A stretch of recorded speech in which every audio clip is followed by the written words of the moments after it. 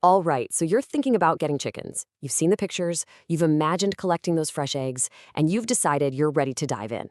Well, you are in exactly the right place. We're going to walk through everything you need to know to get started the right way. Let's do it.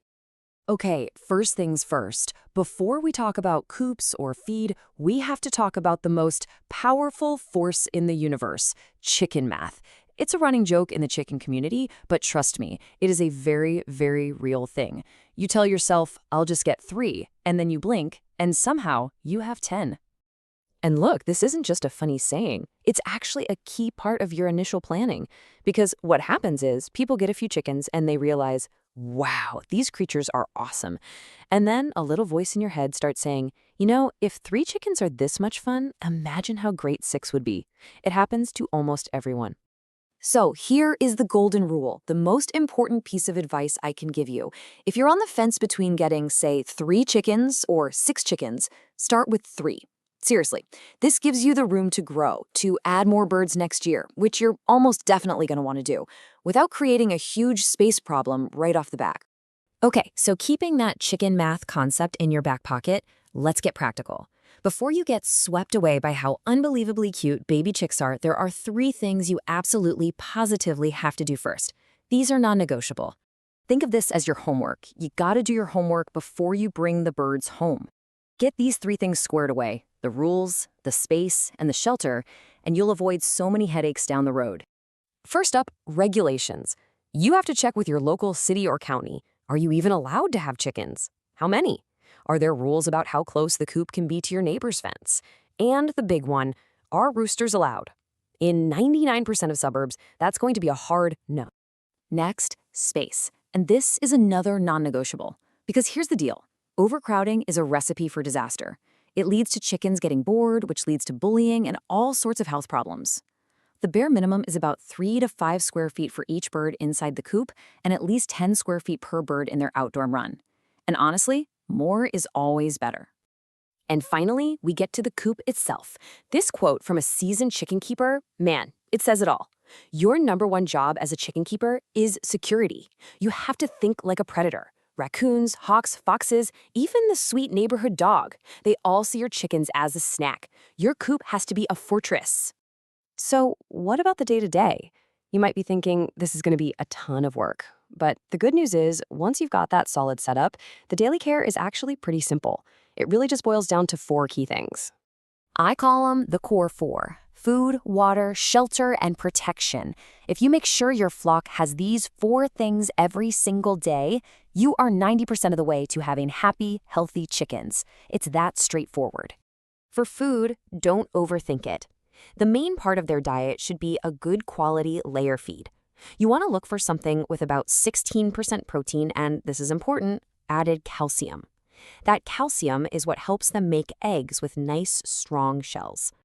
Now, water. This is so critical. I mean, just think about it for a second. An egg is almost 75% water. Where do you think that water comes from?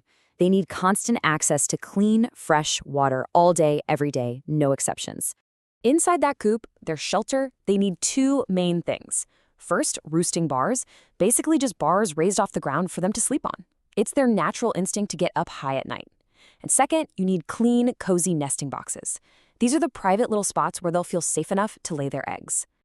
And remember, protection isn't just about locking the coop at night. Their outdoor run has to be secure too. And please, listen to me on this one, use hardware cloth, that sturdy metal mesh with tiny squares. Do not use chicken wire. Chicken wire only keeps chickens in. It does absolutely nothing to keep a determined raccoon out. And you gotta cover the top to protect them from hawks. Okay, you've got the basics down. You're feeling ready. Now, let's talk about the stuff you don't always see in those perfect sunny photos online. These are a few of the surprising realities of chicken keeping that can really catch new owners off guard. Surprise number 1, you will not get a perfect assembly line of eggs, 1 from each hen every single day. It just doesn't work like that.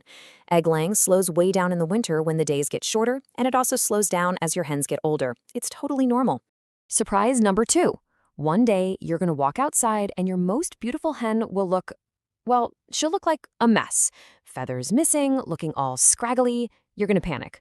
But don't. It's called molting. It's a completely normal, healthy thing they do once a year to grow a fresh, new set of feathers.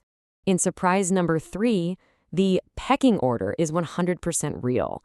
Chickens have this whole complex social ladder, and they have to figure out who's boss, who's in the middle, and who's at the bottom. And sometimes watching them sort it out can look a little rough, but as long as no one is getting seriously hurt, it's just a natural part of being a chicken. And that brings us to our final and maybe most important surprise. You go to the farm store, you carefully pick out your little baby pullets, that's the name for young female chicks, but you might just be bringing home an unexpected guest. Yep, there's about a 10% chance that one of those female chicks is actually a rooster. The experts who sex baby chicks are good, but they're not perfect. So especially if you live somewhere roosters are banned, you have to have a what if I get a rooster plan in place before you even buy your chicks. Which brings us to our final section, and maybe the biggest question of all.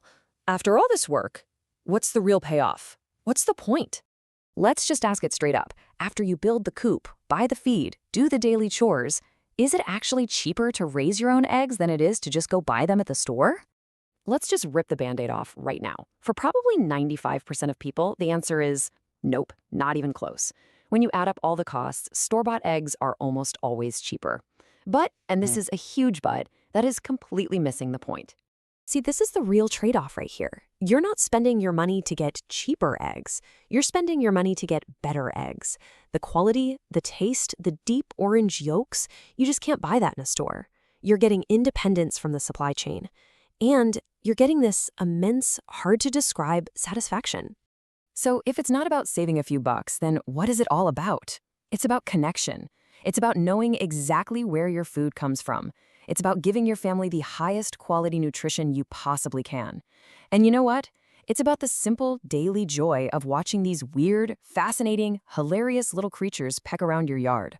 And now you're ready to start.